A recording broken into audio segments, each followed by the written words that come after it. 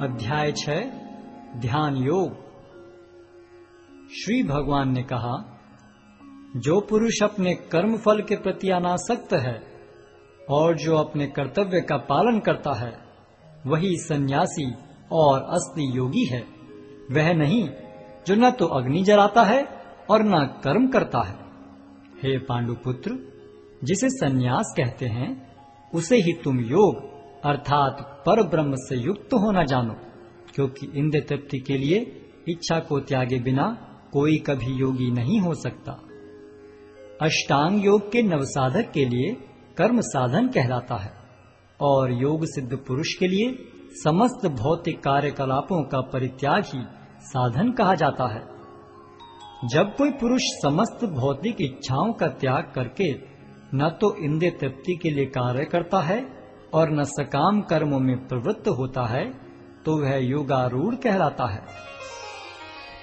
मनुष्य को चाहिए कि अपने मन की सहायता से अपना उद्धार करे और अपने को नीचे न गिरने दे।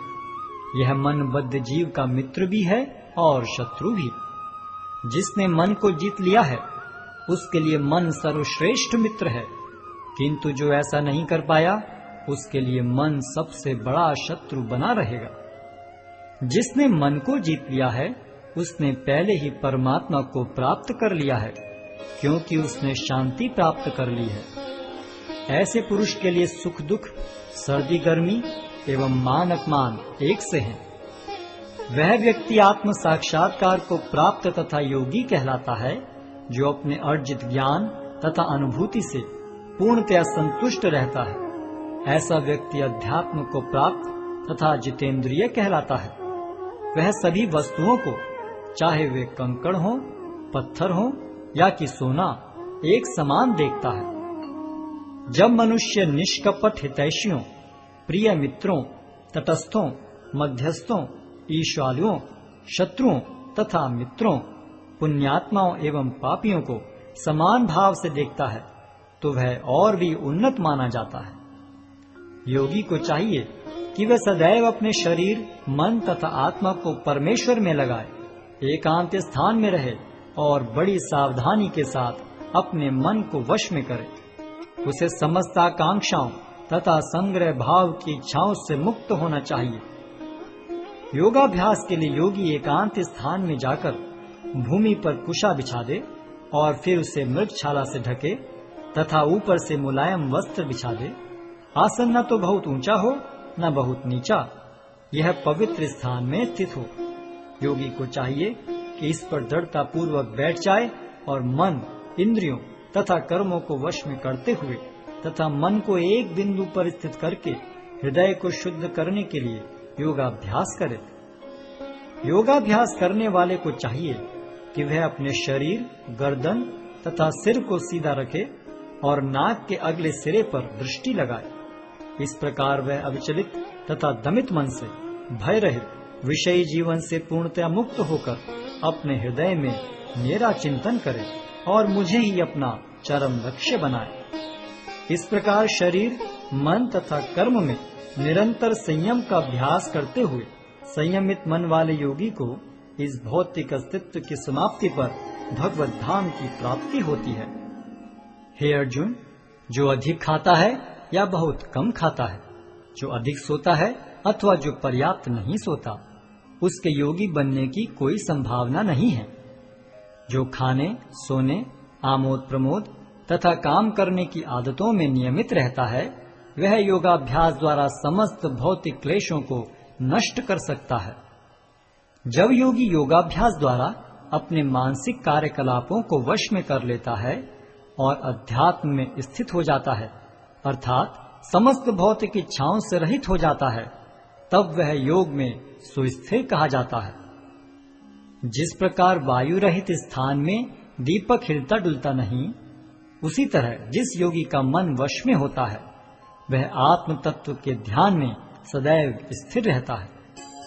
सिद्धि की अवस्था में, जिसे समाधि कहते हैं, मनुष्य का मन योगाभ्यास के द्वारा भौतिक मानसिक क्रियाओं से पूर्णतः संयमित हो जाता है। इस सिद्धि की विशेषता यह है कि मनुष्य शुद्ध मन से अपने को देख सकता है और अपने आप में आनंद उठा सकता है उस आनंदमय स्थिति में वह दिव्य इंद्रियों द्वारा असीम दिव्य सुख में स्थित रहता है। इस प्रकार स्थापित मनुष्य कभी सत्य से विपत नहीं होता और इस सुख की प्राप्ति हो जाने पर वह इससे बड़ा कोई दूसरा लाभ नहीं मानता। ऐसी स्थिति को पाकर मनुष्य बड़ी से बड़ी कठिनाई में भी विचलित नहीं होता। यह निसंदेह भौतिक संसर्ग से उत्पन्न होने वाले समस्त दुखों से वास्तविक मुक्ति है। मनुष्य को चाहिए कि संकल्प तथा श्रद्धा के साथ योगाभ्यास में लगे और पथ से विचलित न हो। उसे चाहिए कि मनोधर्म से उत्पन्न समस्त इच्छाओं को निरपवाद रूप से त्याग दे और इस प्रकार मन के द्वारा सभी ओर से इंद्रियों को वश में करे। धीरे धीरे क्रमशः पूर्ण विश्वास पूर्वक बुद्धि के द्वारा समाधि में स्थित होना चाहिए और इस प्रकार मन को आत्मा में ही स्थित करना चाहिए और अन्य कुछ भी नहीं सोचना चाहिए। मन अपनी चंचलता तथा अस्थिरता के कारण जहाँ कहीं भी विचरण करता हो, मनुष्य को चाहिए कि उसे वहां से खींचे और अपने वश में लाए। जिस योगी का मन मुझ में स्थिर रहता है वह निश्चय ही दिव्य सुख की सर्वोच्च सिद्धि प्राप्त करता है। वह रजोगुण से परे हो जाता है।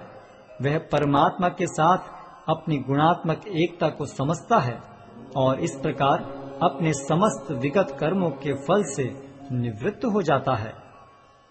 इस प्रकार योगाभ्यास में निरंतर लगा रहकर आत्म संयमी योगी समस्त भौतिक कर्म से मुक्त हो जाता है और भगवान की दिव्य प्रेम भक्ति में परम सुख प्राप्त करता है।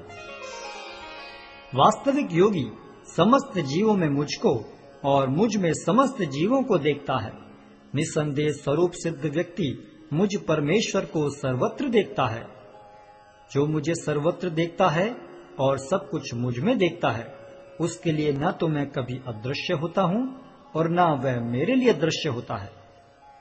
जो योगी मुझे तथा परमात्मा को अभिन्न जानते हुए परमात्मा की भक्ति पूर्वक सेवा करता है, वह हर प्रकार से मुझ में सदैव स्थित रहता है।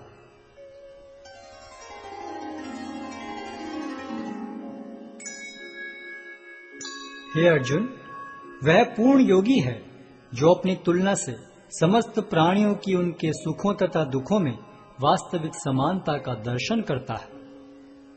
अर्जुन ने कहा, हे मधुसूदन, आपने जिस योग पद्धति का संक्षेप में वर्णन किया है वह मेरे लिए अव्यवहारिक तथा असहनीय है, क्योंकि मन चंचल तथा अस्थिर है। हे कृष्ण, चूंकि मन चंचल, उच्छृंखल, हठीला तथा अत्यंत बलवान है, अतः मुझे इसे वश में करना वायु को वश में करने से भी अधिक कठिन लगता है। भगवान श्री कृष्ण ने कहा, हे महाबाहु कुंती पुत्र, निसंदेह चंचल मन को वश में करना अत्यंत कठिन है, किंतु उपयुक्त अभ्यास द्वारा तथा विरक्ति द्वारा ऐसा संभव है। जिसका मन उच्छृंखल है उसके लिए आत्म साक्षात्कार कठिन कार्य होता है, किंतु जिसका मन संयमित है और जो समुचित उपाय करता है उसकी सफलता ध्रुव है, ऐसा मेरा मत है। अर्जुन ने कहा, हे कृष्ण, उस असफल योगी की गति क्या है जो प्रारंभ में श्रद्धा पूर्वक आत्म साक्षात्कार की विधि ग्रहण करता है, किंतु बाद में भौतिकता के कारण उससे विचलित हो जाता है और योग सिद्धि को प्राप्त नहीं कर पाता। हे महाबाहु कृष्ण, क्या ब्रह्म प्राप्ति के मार्ग से भ्रष्ट ऐसा व्यक्ति आध्यात्मिक तथा भौतिक दोनों ही सफलताओं से च्युत नहीं होता और छिन्न भिन्न बादल की भांति विनष्ट नहीं हो जाता, जिसके फलस्वरूप उसके लिए किसी लोक में कोई स्थान नहीं रहता? हे कृष्ण, यही मेरा संदेह है और मैं आपसे इसे पूर्णतया दूर करने की प्रार्थना कर रहा हूँ। आपके अतिरिक्त अन्य कोई ऐसा नहीं है जो इस संदेह को नष्ट कर सके। भगवान ने कहा, हे प्रथापुत्र, कल्याण कार्यों में निरत योगी का न तो इस लोक में और न परलोक में ही विनाश होता है। हे मित्र, भलाई करने वाला कभी बुराई से पराजित नहीं होता। असफल योगी पवित्र आत्माओं के लोकों में अनेकानेक वर्षों तक भोग करने के बाद या तो सदाचारी पुरुषों के परिवार में या कि धनवानों के कुल में जन्म लेता है। अथवा वह ऐसे योगियों के कुल में जन्म लेता है जो अति बुद्धिमान है। निश्चय ही इस संसार में ऐसा जन्म दुर्लभ है। हे कुरुनंदन, ऐसा जन्म पाकर वह अपने पूर्व जन्म की दैविक चेतना को पुनः प्राप्त करता है और पूर्ण सफलता प्राप्त करने के उद्देश्य से वह आगे उन्नति करने का प्रयास करता है।